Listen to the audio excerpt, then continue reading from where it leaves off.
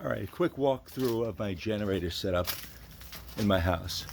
All right, and I installed it myself and I did the whole thing. All right, so under here, this is my deck. It's about 10 feet high. I have my generator. They say you shouldn't put it underneath the deck, but this is big enough and far enough from the house where I'm not concerned. All right, so I got a trickle charger going into this battery, and then I really need a new battery. And the battery is hooked up to the auto start. I just changed the oil. I also have an inlet box with a breaker, and it's going in the inlet boxes right here. And then I have it hooked up to propane. Basically, what I did, this is a gas generator. Okay, I did two things. I made a floating neutral inside of here, and I labeled it floating neutral.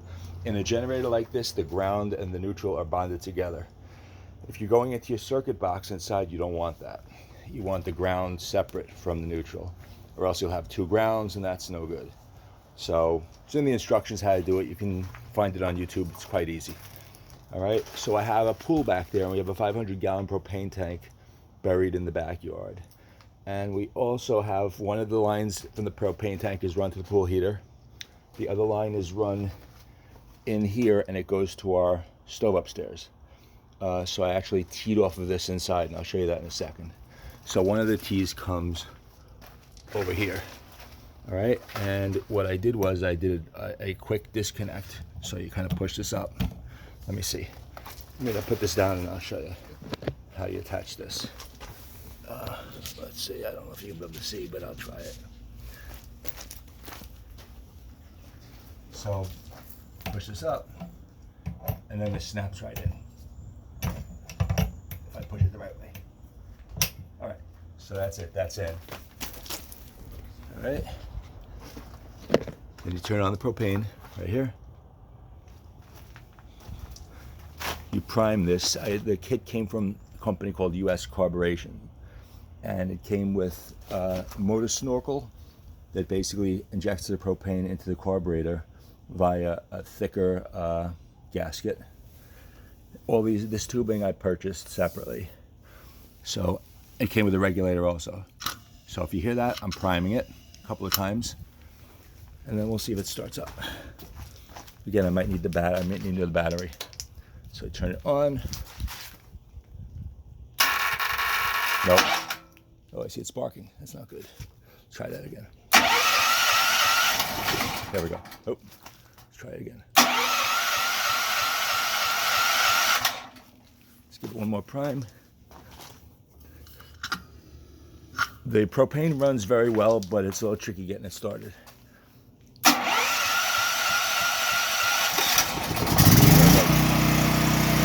Okay. I'll let that run. So basically, in an outage, you flip that on. That's a breaker. You flip this breaker on, and I'll show you. We'll go inside. We'll go inside, and I'll show you where this goes. It's a good idea to let this run every once in a while. All right, pardon the mess in the basement. I'll point this up at the ceiling here. Okay. So basically, what I did is that line that was incoming for the gas cooktop was this yellow line right here. Right. Oops. It goes up to my gas cooktop. Okay. Came in right over there. So what I did was I made a T, okay, and of course I tested it with the soapy water. And then I came down here, and this is what goes outside to the generator. The other part still goes to the oven, okay? Now, from the inlet box, since that cord is a 30 amp cord, you have to use 10 gauge wire, which is what this orange stuff is. So there's a 10 gauge wire that goes across the ceiling of my basement, across here, you can see it right up there, goes across this way to the circuit breaker box, where you have, actually it doesn't, it goes to It goes to right here, that silver box right there, where I spliced it in with an existing wire. Again, 10 gauge. It goes to, let's call it an interlock kit that's in here. Not showing you that, but there's an interlock kit in there.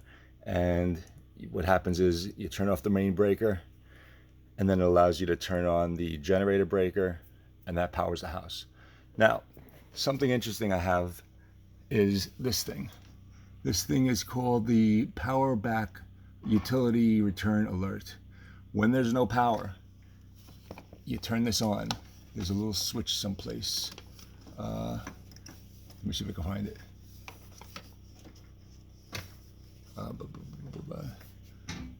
It's embarrassing. There it is on the side. Now listen, it's gonna make noise because we have power now. You hear that?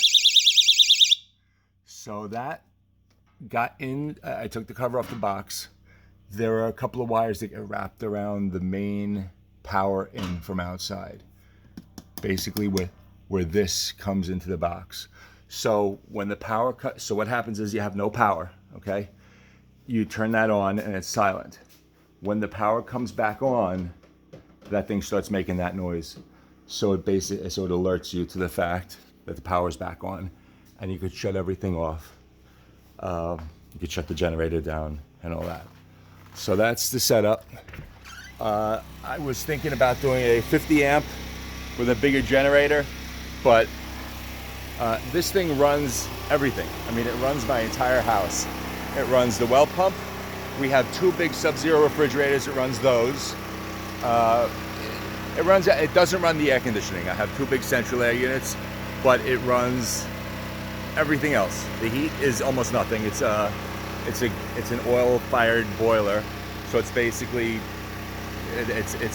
nothing. It's basically an electrical pump for the oil. It runs the whole house. It runs every bit of electricity, garage door openers, outside lights. It works totally fine. And that's on a 30 amp, 130 amp. So that's it. In order to turn this thing off,